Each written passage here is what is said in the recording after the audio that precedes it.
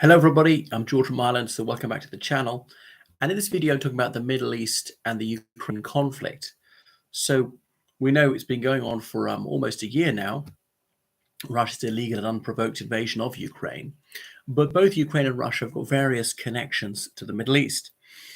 And just this morning, the Russian Foreign Ministry spokeswoman, Maria Zakharova, who really is a female Pinocchio, she was warning the Israelis not to give weapons to the Ukrainians. You mustn't help them defend themselves. It's because I think it was yesterday, the Prime Minister of Israel, Benjamin Netanyahu, said that he was mulling whether or not to give military aid to Ukraine. But he'd also offered to host peace talks, to act as an honest broker between the two sides. So Benjamin Netanyahu is one of my least favorite politicians. But if he were to arm Ukraine, then he would actually be doing a good thing. Just in case bad people can do good things sometimes. Hello there from Queensland. Anyway, Israel's about 9 million people strong. Over 1 million of those people are people who came from the Soviet Union in the last 30 or so years. Now, the former Soviet Union, obviously, that's not just Russia, though that is a majority of them. Some from Ukraine, Kazakhstan, again, elsewhere, almost all Russian-speaking. I mean, if you go back to the 19th century, I mean, probably most Israelis have at least one ancestor who's from the former Russian Empire. But that doesn't mean they're necessarily friendly towards the current Russian state. But if you have any Judaic ancestry, you can go there. Putin has a right to protect his country. Exactly. Well, it's not under threat. Ukraine is not his country. He doesn't have a right to attack another country, to illegally occupy it, as he's doing to Ukraine and Moldova and Georgia, and committed acts of terrorism at all. Murder in Salisbury, murder of a British citizen, Alexander Litvinenko, in London, murder of Russian dissidents in other countries such as Germany and Sweden, and so on, for gassing thousands of civilians to death in Syria, and so forth. But anyway, back to the topic. So Israel had a fairly cordial relationship with Russia. Putin used to go there, visit Red Army veterans, call it a Russian-speaking country, and so on, despite the fact that Russia had a close alliance with Syria, was their armorer, their defender of the United Nations, obviously went to fight for them, and gassed lots of Syrian civilians as well in rebel-held areas. But then Putin was pretending that he was amicable towards Israel. But, he's very flexible. He's a Russian hyper-nationalist. And apart from that, he'll make friends with anyone, with Nazis, with the far left, with Scottish separatists, with whoever, if it would advance his agenda of rebuilding the Russian Empire. So he's politically promiscuous in that sense. But anyway, Iran's under severe sanctions, so is North Korea. And because for them it can't really get any worse, the Iranians, one of the things they could sell was their drones. They're not terribly good, but they are cheap, selling them in profusion to Russia. And the Russians were using them against Ukrainian civilian targets to try and destroy their energy infrastructure, to freeze the Ukrainian civilians to death in winter. Probably did kill some. Obviously killed some, through freezing them, killed some through just the impact, explosions. But nothing like as much as Russia was hoping for. Winter's going to be over and not too long, a bit over a month. And that failed. But anyway, Israel is worried about this growing cooperation between Russia and Iran and money for them. Remember, Israel and Iran are deadly enemies. So that's why I say, well, if Iran is an ally of Russia, maybe we should be an ally of Ukraine.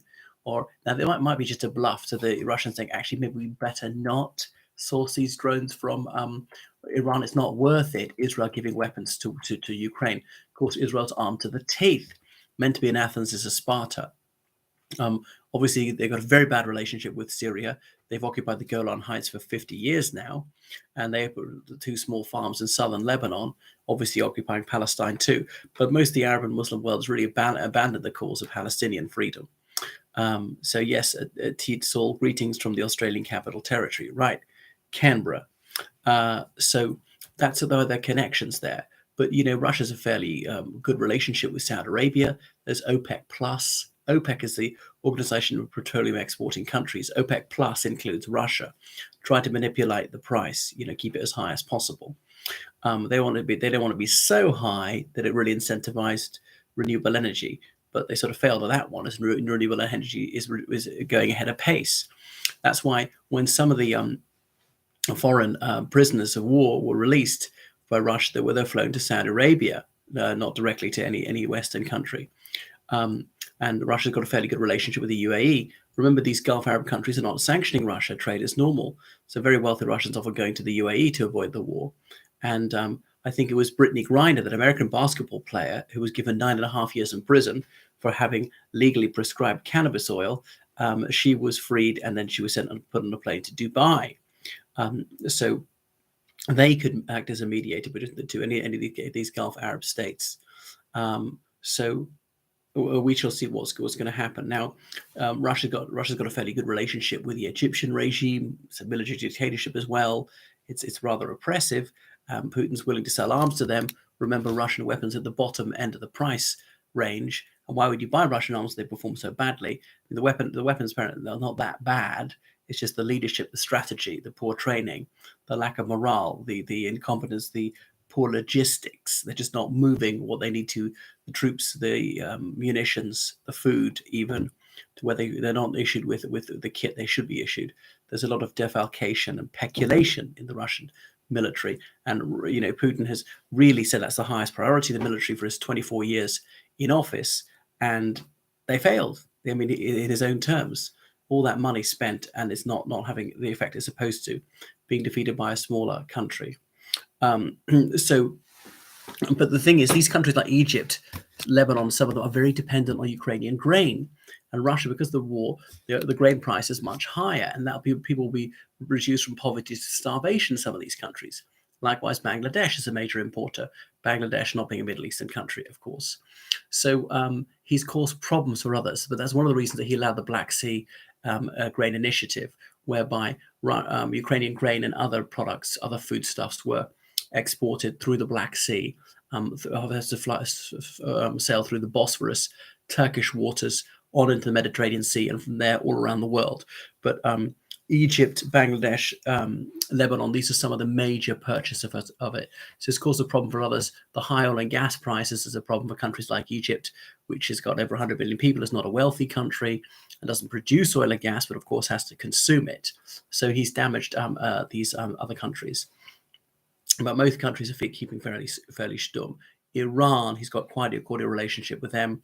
He likes the group. He's not completely friendless beyond the Collective Security Treaty Organization, but the CSTO, apart from Belarus, is neutral. Is not even voting his way in the United Nations, which is part of the reason he's not lifting a finger to help Armenia when the Lachin Road is being blockaded by the Azerbaijanis. But anyway, it looks like this war is not going to come to an end anytime soon. I don't see the Iranian help is going to come to anytime soon to an end. And that's why I think it's very foolish of Western countries not to lift sanctions. They should have been reimposed by Trump several years ago. Should have been lifted by Biden, but it can't be seen weak and not being Zionist enough, which is what he's not doing it. We could offer stick and carrot to lift the sanctions on Iran, get the oil and gas flowing, get the world price down. That would really crush them. Now, the oil price cap on Russia appears to be working. So we're going for a few weeks now. Russia says they won't sell to any countries which are sanctioning. But they did say, well, we could allow some exceptions, but we'll see. This might well be bluffing. Right. Thank you very much on my channel. So please subscribe to my Patreon. Please donate on PayPal, georgecallahan79@gmail.com. Goodbye.